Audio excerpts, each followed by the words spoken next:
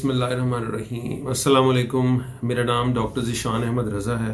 میں اینڈرولوجسٹ اور اینڈروجرولوجسٹ ہوں۔ گولیوں کے دائمی درد کے بارے میں ایک اور ویڈیو کے ساتھ میں آپ کی خدمت میں حاضر ہوں۔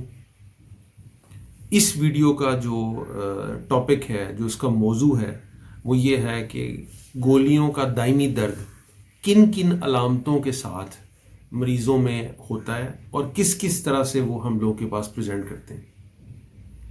جیسے کہ میں نے پچھلی ویڈیوز میں عرض کیا تھا کہ گولیوں کا جو دائمی درد ہے، جسے کرونک ٹیسٹیکولر پین کہتے ہیں، یہ بہت حیران کن، پیچیدہ اور مختلف قسم کی علامتوں کے ساتھ ہمارے پاس لوگ ان کو لے کے آتے ہیں، جس میں بہت سارے ان کی سمٹمز اور علامتیں دوسرے امراض سے بھی مل رہی ہوتی ہیں۔ ایسے لگتا ہے کہ کوئی اور مرض ہے ان کو، لیکن گولی کی درد ساتھ شامل ہوتی ہے۔ تو میں نے پہلی بار کرونک اورکیلجیا، ٹیسٹیکولر پین یا گولیوں کا یہ دائمی درد ہے، اس کا مریض آج سے تقریباً 20 سال پہلے دیکھا تھا، اور اس میں نے ان کا پھر میں نے ریکارڈ رکھا کافی سارے مریضوں کا، اس کو پھر میں نے رپورٹ کیا۔ ان کا ریکارڈ رکھنے اور رپورٹ کرنے کی وجہ یہ تھی کہ بہت سارے لوگوں میں جو علامتیں تھیں وہ تھیں ہی نہیں جو کہ کتابوں میں لکھی ہوئی تھیں، جو رپورٹڈ تھیں۔ اس وجہ سے ان کا ریکارڈ رکھنا اور رپورٹ کرنا بعد میں ان کے لیے، اس کی تشخیص اور مرض کے لیے مجھے اور بہت سارے لوگوں کو بہت ہیلپ فل ثابت ہوا۔ یہ نہ صرف آپ کی گولیوں کا دائمی درد نہ صرف جسمانی صحت کو متاثر کرتا ہے، بلکہ یہ ذہنی طور پہ بھی بندے کو نارمل نہیں رہنے دیتا اگر درد بہت زیادہ شدید ہونا شروع ہو جائے، کیونکہ اس کا کچھ پتہ نہیں ہوتا یہ کب، کس وقت اور کہاں سٹارٹ ہو جائے۔ تو اس کے کوئی ڈیفینیٹ اس بارے میں پریڈکشن نہیں ہے کہ یہ کب ہوگا اور کب نہیں ہوگا۔ تو اس کا اب ہم بنیادی موضوع کی طرف آتے ہیں کہ گولیوں کا درد کن علامتوں کے ساتھ آتا ہے۔ عام طور پہ گولیوں کا درد دائیں یا بائیں کسی بھی گولی میں زیادہ ہو سکتا ہے۔ اس میں کسی ایک گولی کا زیادہ ہونا یہ کہیں ڈاکیومنٹڈ نہیں ہے۔ کچھ لوگوں میں کہتے ہیں بائیں میں زیادہ ہوتا ہے، کچھ لوگ کہتے ہیں نہیں، اس میں کچھ نہیں کہہ سکتے کہ کس میں زیادہ ہوتا ہے۔ تو یہ گولی میں درد ہوتا ہے، اور اس میں یہ ایک گولی میں ہو سکتا ہے یا یہ دونوں گولیوں میں ہو سکتا ہے۔ بعض دفعہ یہ پوری گولی میں ہوتا ہے، بعض دفعہ کچھ لوگوں میں یہ گولی کے اپر والے پول میں یا لوور والے حصے میں زیادہ ہوتا ہے، کچھ لوگوں میں گولی کے پچھلے حصے میں زیادہ ہوتا ہے۔ کچھ لوگ جو ہمارے پاس درد کے ساتھ آتے ہیں، جب ہم ان سے پوچھتے ہیں کہ آپ کو درد گولی میں کس جگہ ہے، تو وہ یہ بتا ہی نہیں پاتے کہ درد گولی میں خاص کس جگہ پہ ہے۔ بس وہ کہتے ہیں کہ ڈاکٹر صاحب پوری گولی درد سے مکمل بھری ہوئی ہے۔ تو یہ اس کی علامتوں میں سے کچھ علامتیں ہیں۔ مزید اگر ہم اس کی علامتوں میں جائیں تو کچھ لوگوں میں جن میں گولی کے پچھلے حصے میں درد ہوتا ہے، ان سے وہ درد پوٹی والی جگہ، پخانے والی جگہ کی طرف ریڈیٹ ہوتا ہے، وہاں بھی جا سکتا ہے۔ کچھ لوگوں میں درد گولی اور گولی سے اوپر والا حصہ جو پیٹ کی طرف جا رہا ہوتا ہے، کبھی اس میں درد ہوتا ہے۔ کبھی اس گولی میں ایک سائڈ کا درد دوسری سائڈ پہ بھی ٹرانسفر ہوتا ہے، کبھی صرف ایک جگہ پہ ہوتا ہے، کبھی دونوں گولیوں میں ہوتا ہے۔ اس کے بعد گولی کا درد پھر کچھ مریضوں میں یہ مثانے کی طرف جاتا ہے، کچھ مریضوں میں یہ نفس یعنی پینس کی طرف جاتا ہے اور پینس میں پیشاب کی نالی کی طرف جاتا ہے۔ کچھ لوگوں میں یہ درد ٹانگ کی طرف جاتا ہے، کچھ میں ایک ٹانگ میں، کچھ میں دونوں ٹانگوں میں جاتا ہے، اور کچھ مریضوں کے اندر درد اتنا شدید ہوتا ہے کہ ان کو ایسے لگتا ہے کہ جیسے ان کو کمر کی تکلیف شروع ہو گئی۔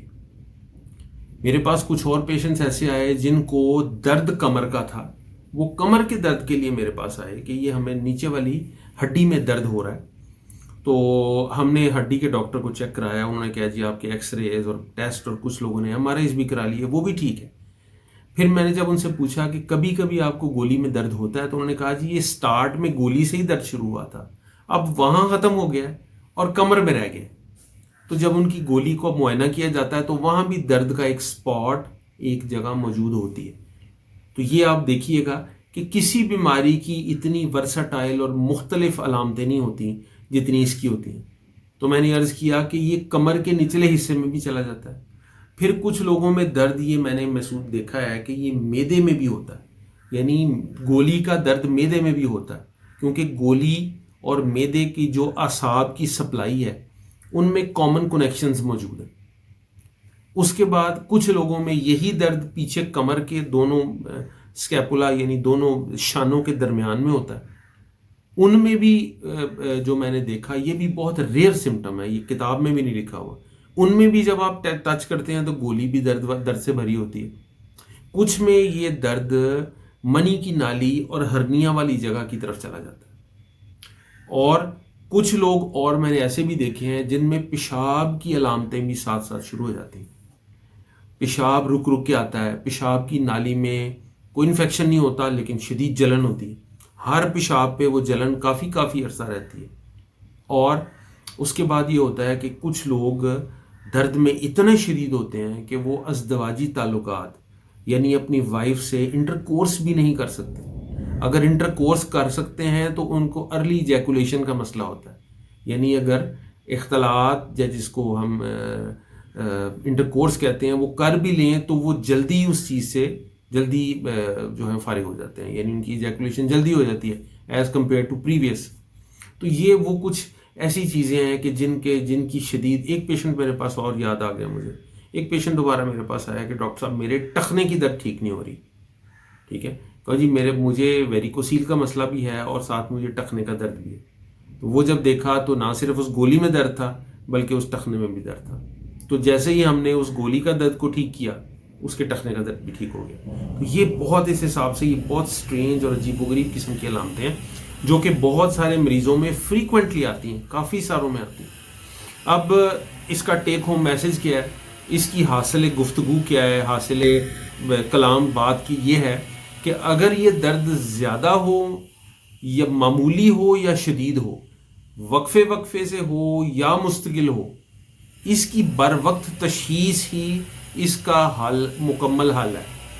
اور بر وقت تشخیص کے بعد آپ اس کے علاج کی طرف قدم بڑھاتے ہیں تو وہ درد کو پھر ٹھہرنے نہیں دیتا. اگر درد اور مرض پرانا ہو جائے تو وہ درد وہاں ٹھہر جاتا ہے اور اس سے اس کا علاج اور اس کی علاج کا دورانیہ بڑھ جاتا ہے, اور اس سے بندے کی ذہنی صحت متاثر ہوتی ہے بلکہ کوالٹی آف لائف متاثر ہوتی ہے. تو اس کے لیے بر وقت یہی ہے کہ آپ بر وقت اپنے علاج کے لیے رش کریں اور اپنے علاج کے لیے جو ممکن آپ کے وسائل ہیں ان کو استعمال کریں, تشخیص کی طرف جائیں تاکہ اس کا بر وقت علاج کر کے جو کامن سا درد ابھی شروع ہوا ہے اس کو دائمی درد میں کنورٹ نہ ہونے دیا جائے. اور جن لوگوں کو دائمی درد موجود ہے ان کی تشخیص اور علاج کر کے جس طرح سے دائمی درد کا علاج ہوتا ہے, جو میں آپ کو اپنی اگلی ویڈیوز میں شیئر کروں گا, اس کی طرف پھر ہم قدم بڑھائیں. بہت شکریہ. السلام علیکم. آج کی ویڈیو میں اتنا ہی ہوگا اور نیکسٹ میں ہم آپ کو مزید معلومات شیئر کریں گے. بہت شکریہ.